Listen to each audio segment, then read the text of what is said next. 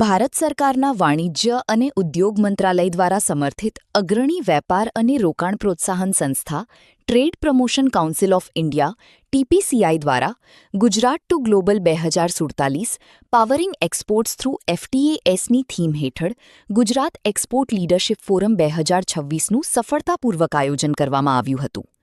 આ ફોરમમાં વરિષ્ઠ સરકારી અધિકારીઓ, ઉદ્યોગ અગ્રણીઓ, નિકાસકારો, એમએસએમઈ, નાણાકીય સંસ્થાઓ, લોજિસ્ટિક્સ નિષ્ણાતો, વેપાર વ્યાવસાયિકો અને નીતિ ઘડવૈયાઓ એકસાથે આવ્યા હતા, જેમણે ગુજરાતની નિકાસ સ્પર્ધાત્મકતાને મજબૂત કરવા અને ભારતના વિકસિત ભારત 2047ના વિઝનમાં રાજ્યના યોગદાનને વેગ આપવા માટેની વ્યૂહરચનાઓ પર ચર્ચા કરી હતી.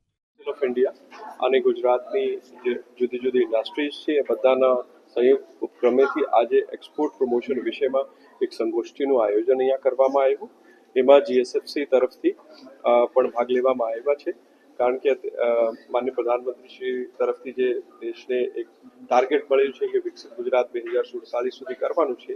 આ અંતર્ગત આપણી ઇન્ડસ્ટ્રીને કઈ રીતે પ્રમોટ કરી શકીએ, આપણા ઇન્ડસ્ટ્રીયલ પ્રોડક્ટ્સને કઈ રીતે વિદેશોમાં એક્સપોર્ટ કરી શકીએ અને પ્રમોટ કરી શકીએ, આ બાબતમાં એક સંગોષ્ઠીનું આજે અહીંયા આયોજન કરવામાં આવ્યું.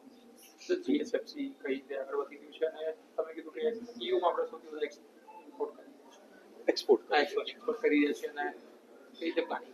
જીએસએફસી જે છે એક મેજર મેન્યુફેક્ચરર છે ઇન્ડિયાની અંદર ઇન્ડસ્ટ્રીયલ કેમિકલ્સના. દાખલા તરીકે મેલેમાઇન હોય, એચએક્સ ક્રિસ્ટલ્સ હોય, એમિકે ઓક્ઝાઇન છે, કેપ્રોલેક્ટમ છે, નાયલોન 6 છે, એનું મેજર પ્રોડ્યુસર જે છે એ જીએસએફસી છે. નાયલોન અને કેપ્રોલેક્ટમના ઓઇલ પ્રોડ્યુસર છે. આપણે દેશના લગભગ 45% મેલેમાઇન, 25% જેટલા નાયલોન 6 અને 25% જેટલા કેપ્રોલેક્ટમની દેશને કુલ જે જરૂરિયાત છે એનું ઉત્પાદન જીએસએફસી એકલા હાથે કરે છે. એ સાથે ઓમિક એક્ઝાઇમ અને એચએક્સ ક્રિસ્ટલ જેવા ઇન્ડસ્ટ્રીયલ પ્રોડક્ટ્સનું અમે ખૂબ મોટા પ્રમાણમાં નિકાસ પણ કરીએ છીએ. જીએસએફસીના જે નિકાસ છે દુનિયાના લગભગ 25-30 દેશોમાં થાય છે. એમાં મુખ્યત્વે European countries, north American countries અને ન્યુઝીલેન્ડની અને ઈસ્ટ એશિયન કન્ટ્રીઝને અમારો નિકાસ કરવામાં આવે છે.